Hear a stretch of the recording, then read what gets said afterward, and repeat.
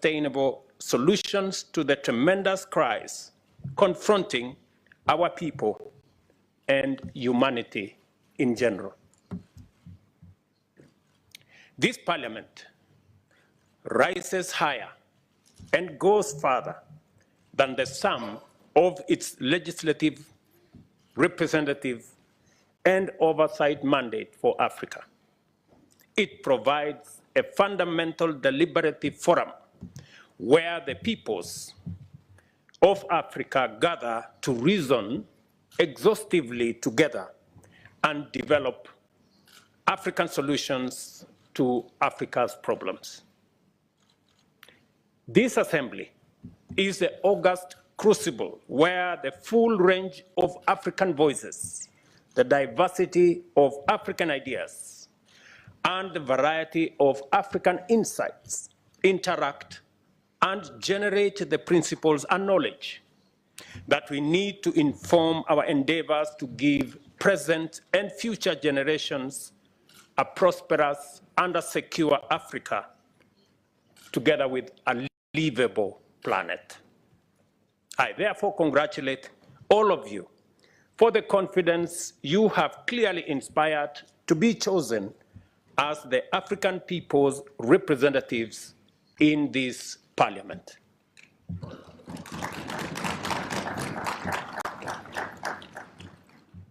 You take your seats in this House at a very critical time for Africa and the world. The world is presently confronted with a daunting array of multifaceted challenges, which range from the pandemic recovery to the existential threat of climate change. There is also the prevailing adverse financial environment characterized by increasing interest rates and looming debt distress affecting Africa and the many other regions, not forgetting the complex security implications of a delicate geopolitical crisis.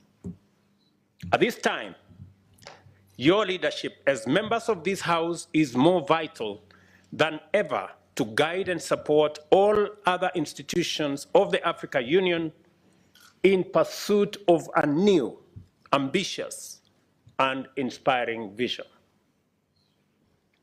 It is a time to be bold, to be strong and resolute enough to confront these challenges with greater unity and greater commitment.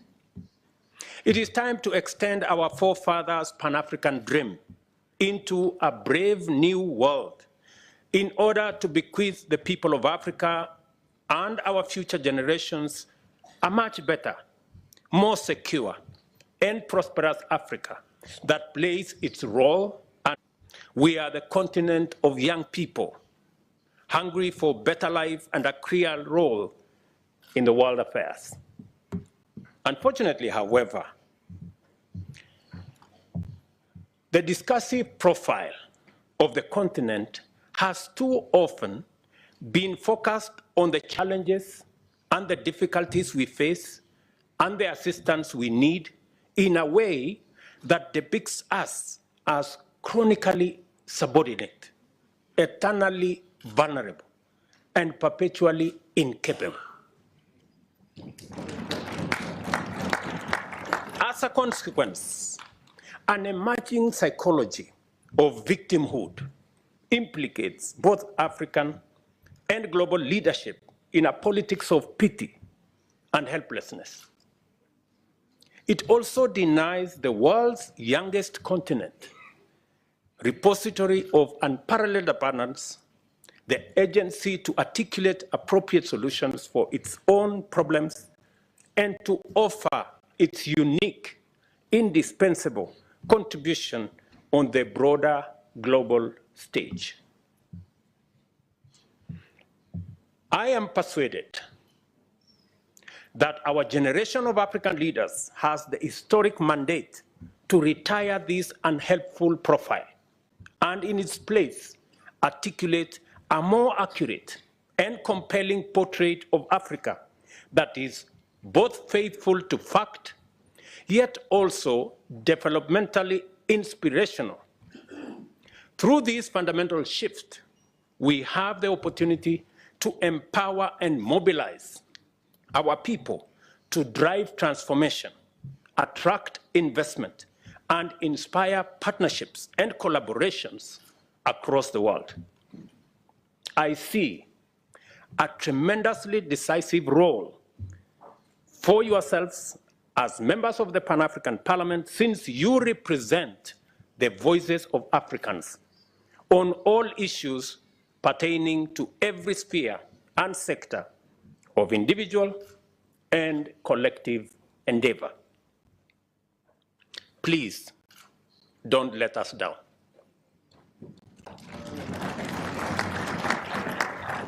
The need to urgently undertake fundamental shift in understanding Africa's global role is overwhelming evidence on the subject of climate change.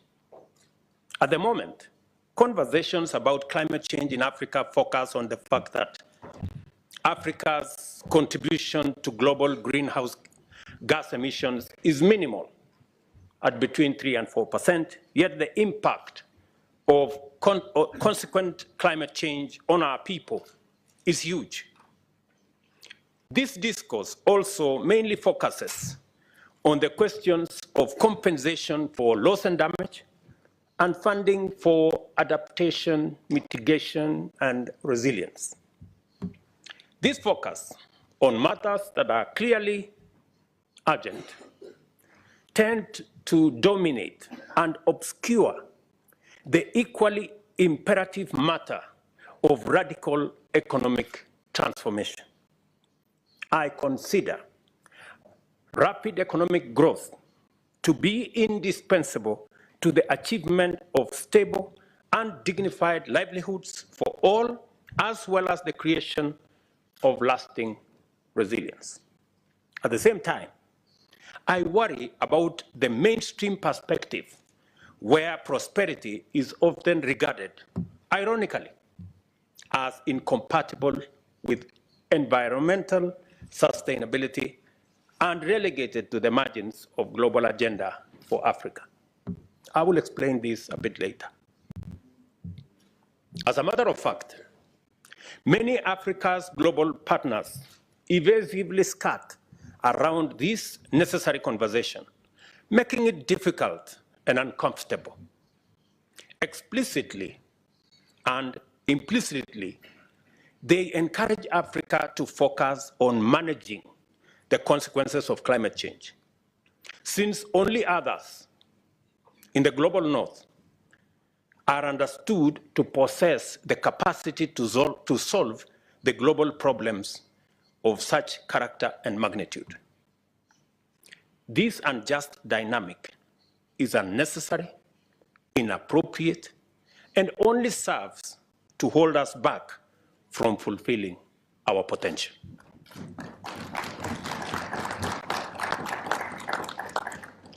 Good people, let me ask you, who said that Africa cannot be part of the solution? That when Africa is being discussed, it's only being discussed in the context of the problems.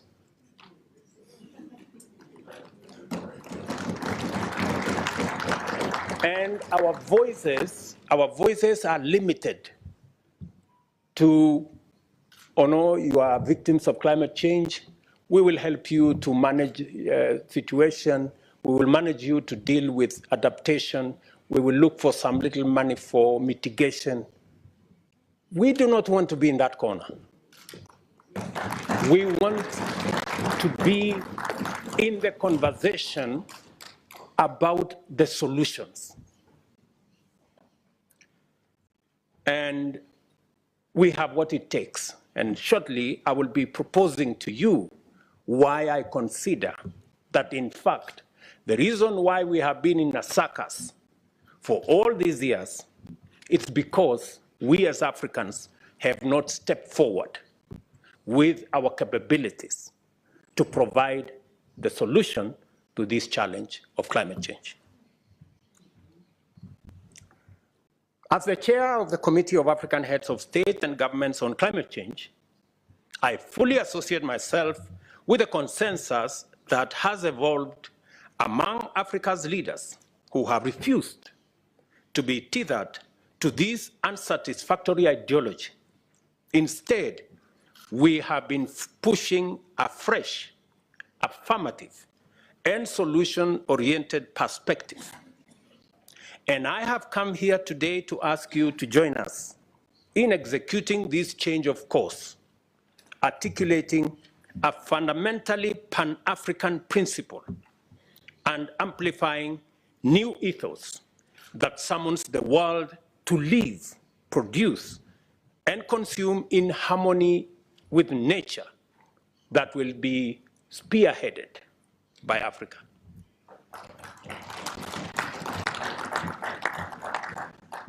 The single most important priority commitment that will propel Africa to lasting security, sustainable stability, and shared prosperity is an opportunity-oriented focus on climate change. Our continent's abundant wealth of natural resources, immense endowments of untapped green renewable energy, our youthful demographic profile, and our increasingly enlarging market precisely constitute the fundamental elements required to mitigate and then reverse climate change while driving a new green industrial revolution. Africa's untapped renewable energy, let me give you some numbers. Africa's untapped renewable energy potential is more than 50 times the world's cumulative demand by 2030. The continent's untapped solar, wind, and geothermal potential is rated as super abundant in most African countries, meaning the potential is over 1,000 times the current demand. Yet, nearly 600 million Africans lack access to electricity, while another 150 million have highly unreliable access, and a whopping 900 million Africans have no access to clean cooking energy. Just imagine the paradox that we are in the middle of plenty while living in scarcity. The primary cause of Africa's minimal investment in exploiting its abundant green energy potential is the lack of energy-intense anchor demand. Such demand would make investment in additional energy generation capacity bankable and render universal energy access possible. Scientists tell us that achieving the net zero emissions by 2050 is imperative to sustain human civilization. Failure to reach this target will lead to devastating and irreversible impacts on ecosystems, weather patterns, and sea levels. At present rates, it will be extremely difficult, if not altogether impossible, for the world's industrial nations and fast-growing emerging economies to achieve net zero goals on time. The only way for the world to achieve this net zero aspiration by 2050 is for countries which presently have net negative emissions, as we do in most of Africa. And I really want you to listen to me on this point, because this is the turning point. The only way for the world to achieve the net zero aspiration by 2050 is for countries which presently have net negative emissions, as we do in most of Africa, to make up for those on course to missing the 2050 goal, the implication of this scenario is that African countries are uniquely positioned to limit own emissions and at the same time contribute reductions everywhere. We are not only in a position that we can limit our own emissions, but we can assist others. We can contribute to the reduction by others. The opportunity, therefore, exists to provide energy access for all Africans by 2030, while reducing total emissions from energy generation by creating green industrial capacity in Africa, thus positioning the continent to support the global net zero ambition. The clearest path is to relocate global industrial production capacity to Africa and therefore meet Africa's as well as world's growing demand for goods and services. Let me take that again so that we are clear. The clearest path available to humanity, not just to us, available to humanity, is to relocate global industrial production capacity to Africa and therefore meet Africa's as well as the world's growing demand for goods and services in a green-first manner that also enables the continent to leapfrog the industrial development path taken by the global north. An African green industrial capacity will not only serve global demand, but it will also decarbonize global production, thereby fulfilling humanity's most ambitious climate goals. This is the very honest conversation we want to have. We are saying we can have a win-win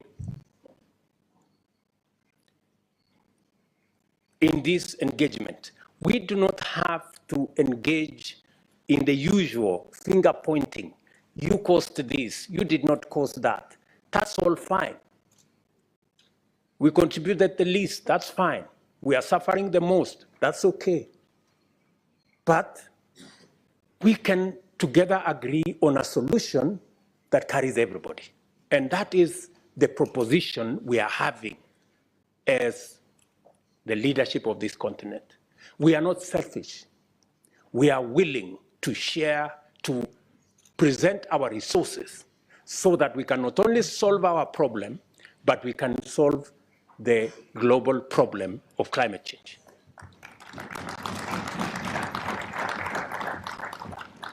Let me tell you more. For the first time in history, low or no emission production processes for products like steel, fertilizer, and hydrogen are technically feasible and economically efficient, thanks to Africa's abundant renewable energy potential. Moreover, primary processes of essential ores present a major opportunity for Africa to effectively balance its energy and climate ambition.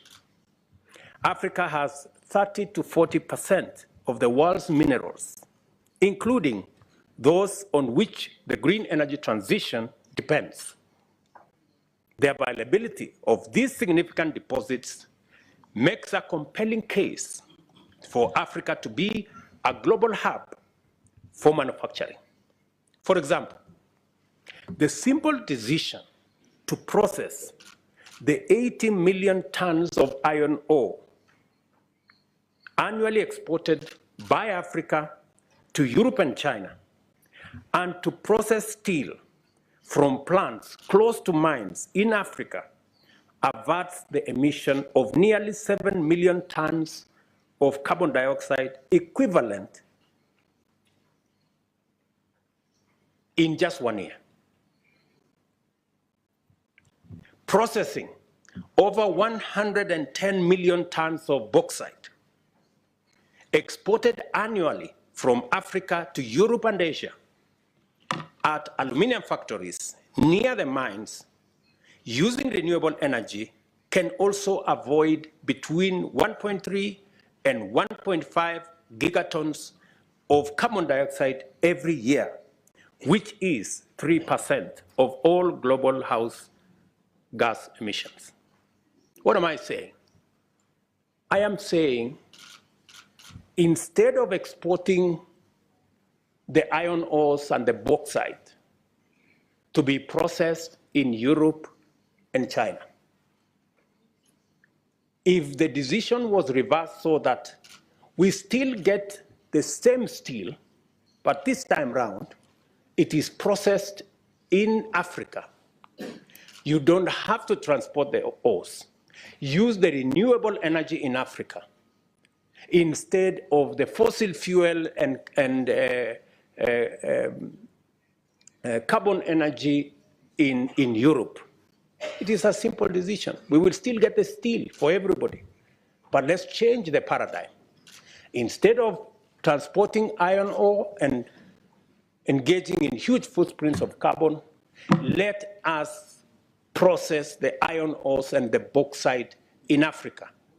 And we are willing, once it is processed in Africa, we will sell the steel to our friends. We will do two things. We will have created jobs in our continent. We will have done green for everybody, green industrialization for everybody. We will have reduced emissions for everybody. And we will have contributed to solving this big equation of carbon emissions.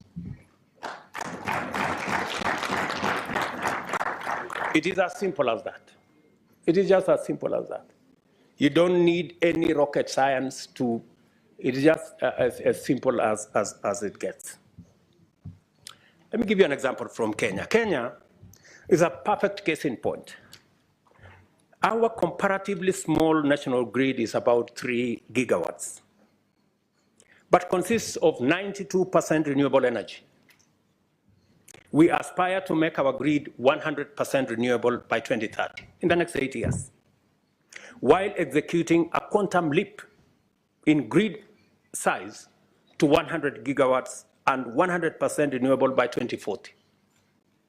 The small grid size and relatively high energy cost, production cost that is in the past made it hard to attract energy-intense industry to Kenya.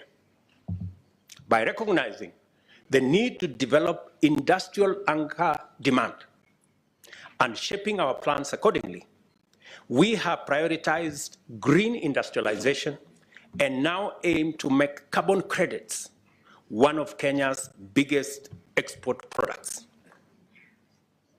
In a month, we will have completed the institutional and legal framework for us to access, manage, and participate in the carbon market space. For the record, all the carbon trading in the African continent, let me say, 25% at the moment is happening in Kenya. I want to encourage us as a continent that is the future. And the legislators here from different parliaments in our continent must carry this back home. To support this, we are working on the appropriate institutional framework to anchor carbon market regulation, align fiscal incentives, and a green investor-friendly environment that ensures communities benefit as businesses also flourish. We are therefore organizing and building our internal government capacity accordingly. And I dare say every other government, every other parliament must begin to internalize and to work along this line. The same will be true for our food production. As the world embraces regenerative agriculture, we recognize that our agricultural practices largely comply with the new approach. We must therefore commit to apply productive technologies driven by renewable energy, such as solar-powered irrigation, along with resilient seed varieties, to increase our yields, and farming in climate-smart ways to generate soil health and additional carbon revenues. It is essential to point out the additional benefits of relocating industrial production to Africa in terms of strengthening our balance of trade, ease pressure on our currencies, and mitigating the vulnerability arising out of dependency on capricious supply chains, as is the case in our fertilizer supply. Case in point is what happened in Ukraine and Russia. We have all it takes to grow our industries and make Africa the clean, green factory of the world. My call today is for us to do so in a way that is green from the start, so as to capitalize on the exclusive competitive advantage we have. No other continent has the advantage that we have as a continent. Another major opportunity for the continent is in carbon removal using hybrid solutions, including nature-based and technological solutions. Our continent has the potential to remove over 300 million tons of CO2 per year through nature-based solutions such as landscape restoration, reforestation, and mangrove forest protection and expansion.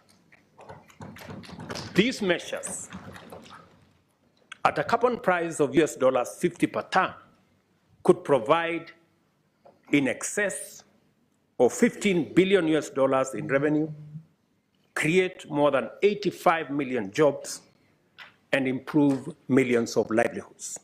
Of course, I am well aware that the prices we currently get on average are $5 per ton. It is unacceptably unfair given that everywhere else prices go up to between 100 and 200 $200 per ton. That's the conversation we need to have. We need a carbon market that has integrity. And this way, we wouldn't be asking for money for debt. We wouldn't be asking for debt relief. We wouldn't be begging for grants and aid. We will be making a positive contribution to humanity and earning out of the assets of our continent. Regarding engineered solutions, Kenya startups are exploring the use of the Rift Valley geological formations for mineralized storage to replicate the success reported elsewhere in geologically comparable landscapes, such as in the Iceland. If you can generate carbon credits in Iceland, we can also generate carbon credits from the fissures in the Rift Valley. Market and market access are issues of cardinal significance as we articulate growth strategies centered on green development opportunities in our continent. We must also establish enabling policies and regulations that foster incentives to make Africa an attractive destination for the growing pool of global capital seeking climate positive opportunities. The Africa Continental Free Trade Area Agreement is a major step in the right direction to the extent that it seeks to enhance trade within the continent and presents the continent as one large trading area. It is absolutely essential to set up a sound global regime of trade and market with robust incentives for low-emission production of goods and services with lower emissions. Such a framework would position Africa as the world's most competitive industrial, investment, and trade destination. I wish to direct your attention, to the European Union's Carbon Border Adjustment Mechanism, and the potential negative impact it will have on African exports. I hope some of you are aware of this mechanism. Our exports are produced in older and smaller industrial facilities that are not managed to minimize emissions compared to their European counterparts. The EU's mechanism is transmitting the most emphatic demand signal and lays down a set of incentives that make low-emission production competitive. This is exactly what Africa can offer through transition. Instead of looking at it as a barrier, we should change it and make it a bridge. We have a responsibility to ensure that global carbon markets maintain the highest standards of integrity to most efficiently channel benefits and rewards to communities that do the hard work of protecting and expanding carbon sinks or innovating new ways to avoid or permanently remove greenhouse gases. Our international partners must provide market access and make the right kind of capital available to invest in our potential. On finance and capital, at the Paris Agreement, as well as earlier in Copenhagen in 2009, it had been agreed that developed countries would make available US $100 billion every year for developing countries. Disappointingly, as expected, the amount has never materialized.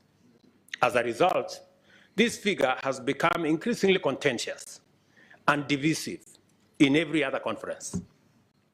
By contrast, I invite you to consider the Global Finance Alliance for Net Zero, which was launched in COP26 in Glasgow.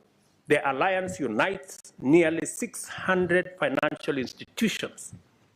And I'm told there is a good gentleman who has made a presentation to us from the European Union.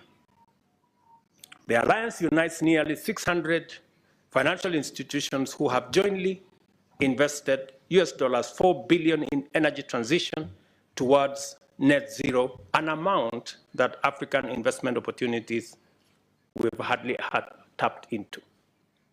This variety of capital that is out in search of green investment opportunities is tapping into a rapidly growing global demand.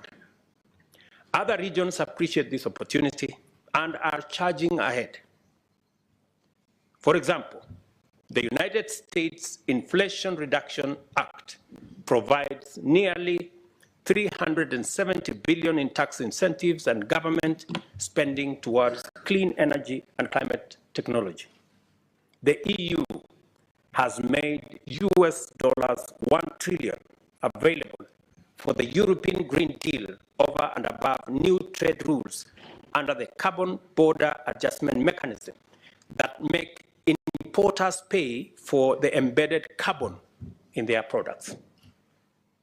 The planet simply cannot afford to channel a paltry 0.6% of renewable investment in Africa at a time when the continent is home to over 40% of the planet's best renewable energy resources.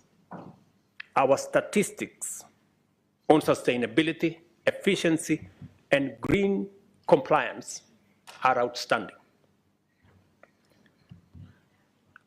I mentioned earlier that we can create energy access for all by 2030 while reducing total emissions related to energy generation by at least 80% and emissions per megawatt hour by well over 90% with only 30% investment. However, it entails a 40% higher upfront investment than the current policy pathway. If Africa is to be the green industrial powerhouse of the world, and there is no foreseeable alternative, much more investment has to be made available collectively by humanity. This position aligns very closely with the ongoing discussion in Bridgetown Initiative, which I am sure many of you are aware, whose principles, achievements, and aspirations we must applaud. A decision in line with the Bridgetown call for action to channel a greater proportion of global finance to emerging and frontier economies and link it closely with climate action would make necessary concessional capital available to de-risk and attract private investment. This is precisely the outcome that decades of economic distress and underdevelopment of the global South deserves and must have. Moreover, as the global financial reform movement considers debt restructuring, the sustainability of debt relief is a major shared concern. Many of the countries in debt distress benefited from debt relief according to the highly indebted poor countries in the 90s. It is clear, therefore, that debt relief did not automatically usher in significant economic growth. In fact, it didn't achieve much. To liberate economies from this vicious circle, positive growth that is sensitive to climate and biodiversity agenda is needed. This is growth that builds on all our assets.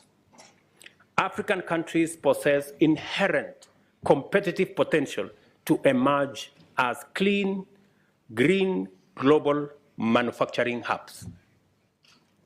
And that's the unique position we have. Instead of all the games being played, all we need to do, we are telling the world, we have our assets, we are willing to have a win-win engagement.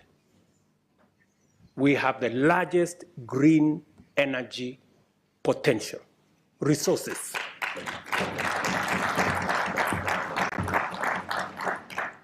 The world has no choice. We cannot continue the fossil fuel-fired industrialization. It has to change. All we are saying is we are coming with our assets, come with investment and technology, we meet halfway, and everybody wins.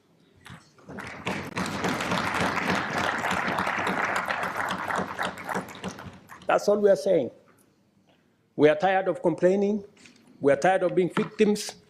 We want to be part of the solution. Don't consign Africa to the margins of problems and being victims and managing adaptation. We have better proposals that can get all of us out of the quagmire that we are all in.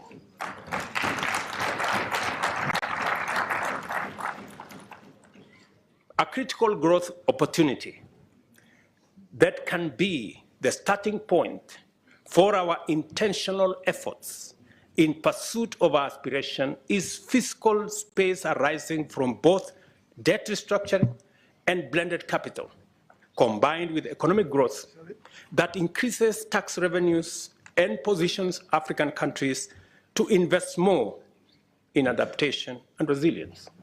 Once we have a win-win, once we are making money, once we are engaged in economic activity, we can take care of the adaptation. We can take care of resilience. Don't bring resilience into the equation to fool anybody that we are going to get anywhere with money for adaptation. You know, we are managing a problem. We want to be part of the solution. Don't consign us to managing a problem.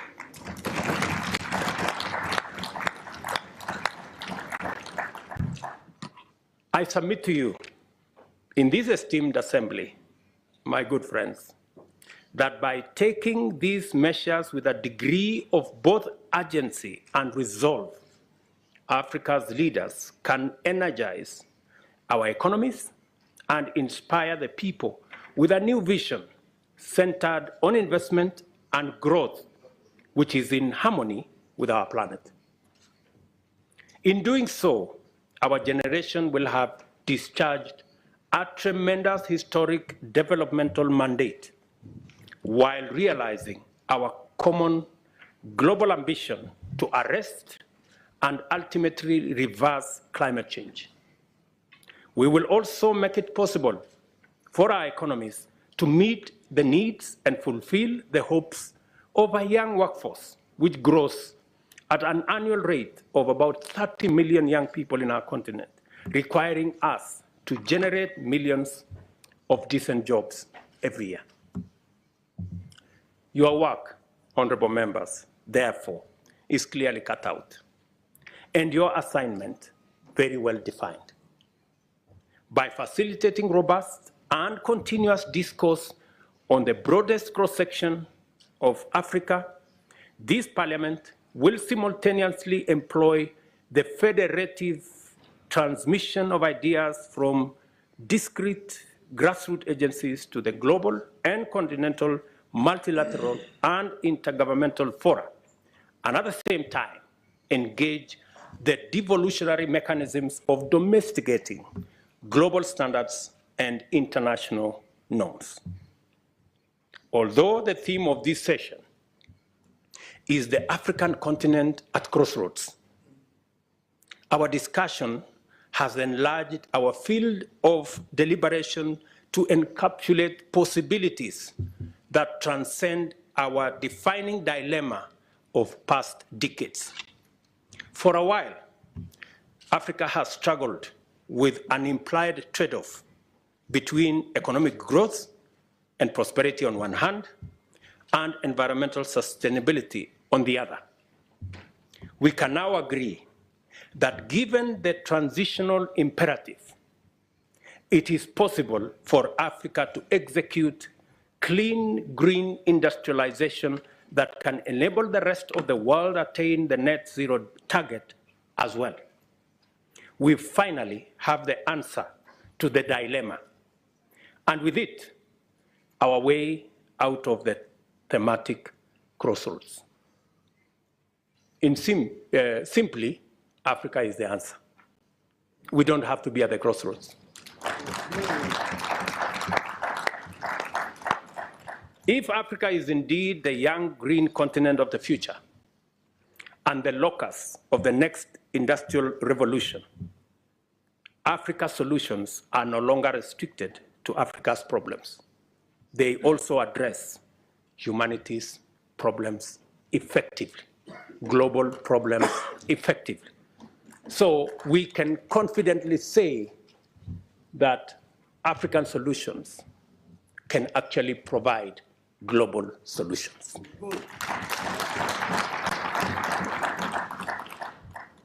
Aspirations often come with a problem of implementation. The concept paper contains a statement that I approved unreservedly. A sound policy framework should begin with formulation and end with implementation. But worldwide policy development is frequently prioritized without regard for performance. Our development partners tend to focus more on providing resources for policy development rather than implementing the policies. This situation has resulted in heaps of policy documents gathering clouds of dust on the shelves of government offices. As legislators, you are mandated not only to formulate law and policy, but also to rigorously oversee their implementation. To ensure that the African Union performs at the level of its aspirations, it will be necessary for you, as legislators, representatives, and overseers, to make sure that it empowers itself with sufficient capacity. Otherwise, African solutions, Agenda 2063, the African Continental Free Trade Area, and the young, clean, green continent of the future will remain a mere pipe dream. I want to persuade you. The power you enjoy today is delegated to you. The authority you enjoy today is delegated to you by the people of our continent. And let me remind you that the authority that you wield comes with responsibility. And responsibility comes with accountability. our Africa Union, we have to rethink the architecture, the governance structure of our Africa Union. This parliament must provide the accountability mechanisms to make sure that all the structures of the Africa Union ultimately are answerable to the people of this continent.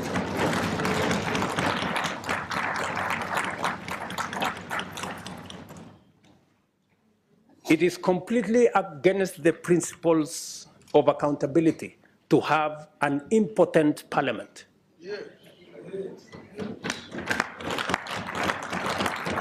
A parliament that cannot approve the budget of our organization.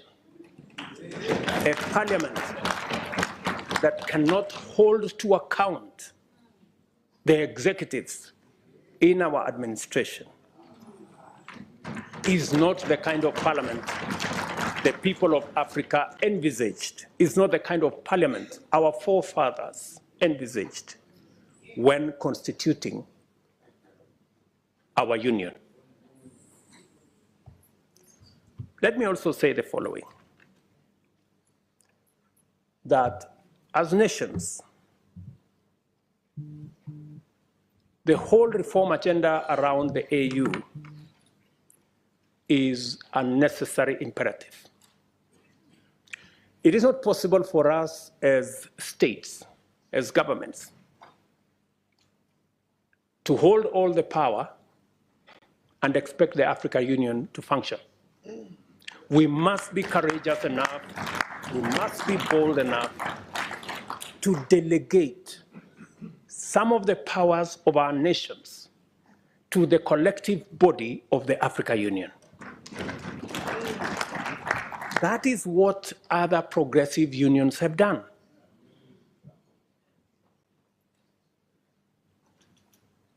It is not possible for us to continue to engage with the rest of the world the way we are doing. The budget of Africa Union, to a good extent, is funded by development partners. What does it say about our ability to make our own decisions? It is said, he who pays the piper calls the tune.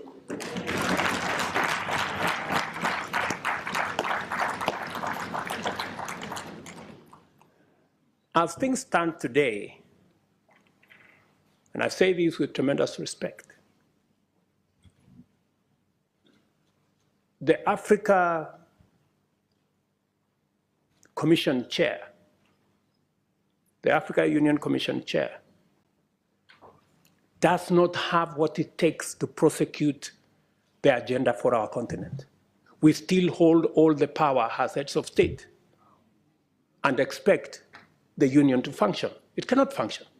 We have to donate some of the power to the collective authority of the union. I had occasion, let me explain to you something. I had occasion a few weeks ago to talk with the German Chancellor. And he was explaining to me how Germany has donated matters trade, matters investment to the European Union. And they have immensely benefited by working together as 27 governments, 475 million people. In our continent, we still want to keep all the powers in our little corners. How are we going to negotiate with EU as a country? How are you going to negotiate? And this is the candid conversation we must have. The Pan-African Parliament must operate at the same level as the European Parliament. If we have to engage with the European Union on a platform as equals. How does a country with 10, 20 million people engage with the European Union with 500 million people on equal footing? Is that a reality? You know, we just must be honest to ourselves. The globe is acting in concert. We cannot afford not to act together. Good people, this is my request to you. And our organization must begin to internalize accountability. If you want to wield power, if you want to wield authority, you must be ready to be held to account. Otherwise, you have no business. And the organization to hold the African Union to account is this parliament.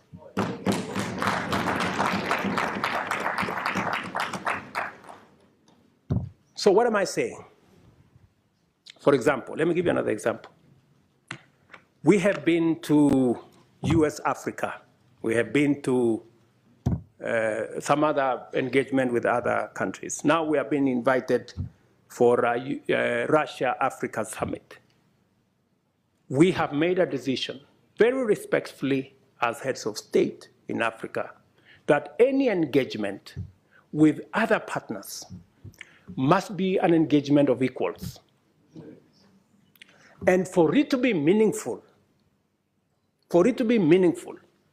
if we are going to meet the president of a country, we have organized ourselves that the Troika is going to represent Africa.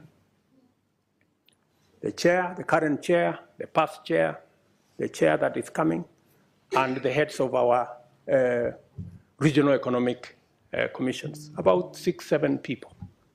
But what happens continuously? When others want to engage with us, they don't want to deal with the Troika. They want to invite 50 heads of state. So we go to a meeting, just explain to me what kind of outcome you expect where 50 heads of state are sitting.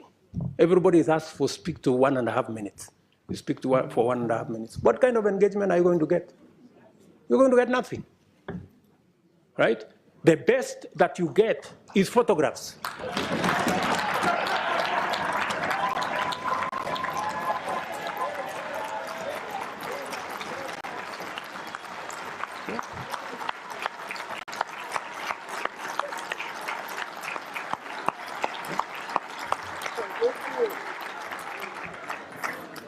That's it.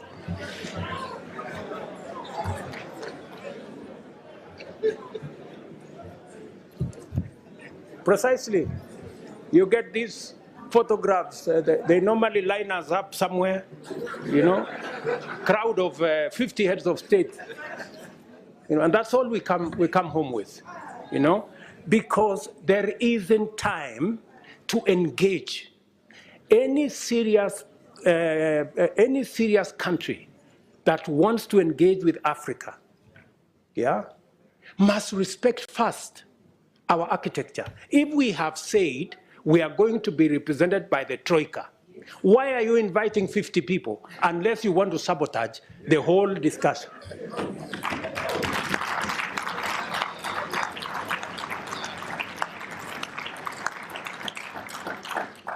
And if you can't respect our own rules, it is a sign of lack of goodwill.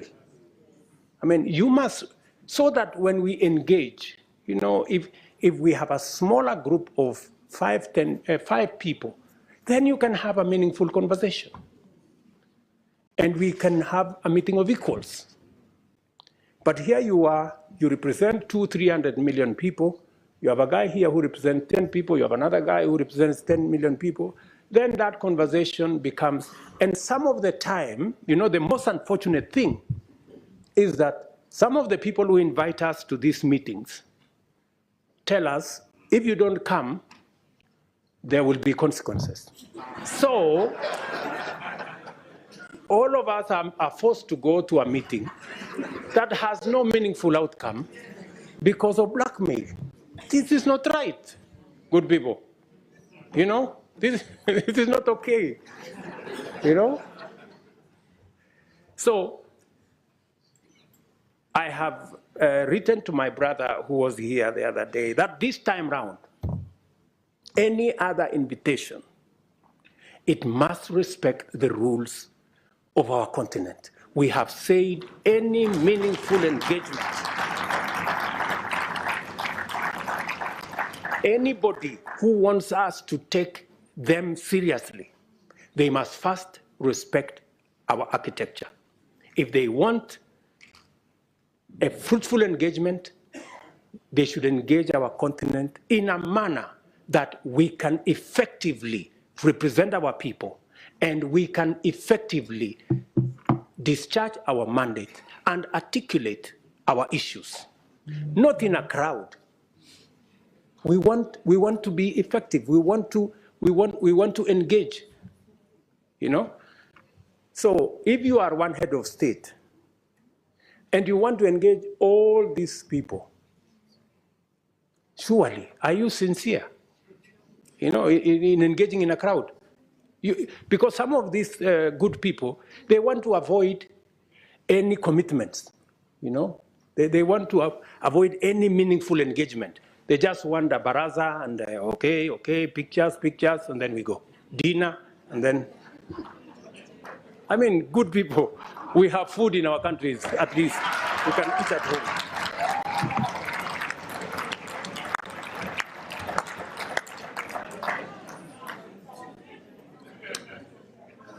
The Africa Union reform agenda must therefore become a priority this session.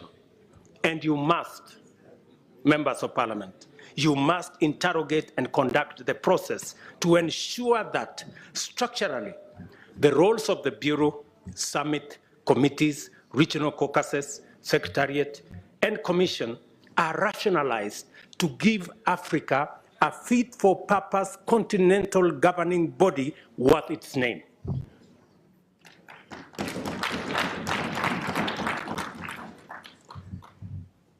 To do so, this Honorable Assembly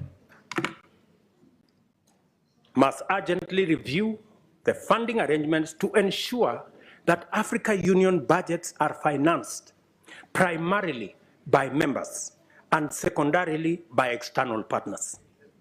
In turn, this will require a mechanism where Africa Union member states are up to date with their contributions with regard to all our commitments. As matters stand, our most core mandates depend on the goodwill of development partners. Just imagine, including critical peace and security matters, that our own peace and security fund is funded by development partners more than is funded by us as heads of state and countries. Good people, this needs to change. Africa solutions must look like solutions. And in principle, they ought to emanate from us. How do we say we are providing African solutions if it is funded by development partners? It's a fallacy. It means we have no capacity to provide Africa solutions if it is being funded by others. A case in point, we have a situation in Sudan. The generals in Sudan are bombing everything. They are bombing roads, they are bombing bridges, they are bombing hospitals, they are destroying airports, using military hardware bought by African money. Just imagine. We need to tell those generals to stop the nonsense. Yeah.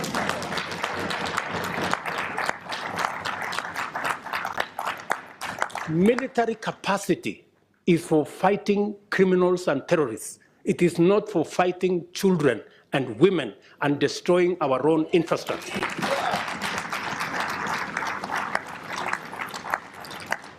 But as it is, we have no capacity to stop this nonsense in our own continent. because our own peace and security fund is funded by others. We have a problem. But I'm telling you, we are going to correct this problem. It is us to do it.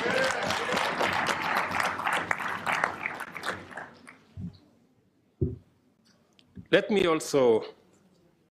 From China to North Korea to Iran, and let's not forget the global pandemic.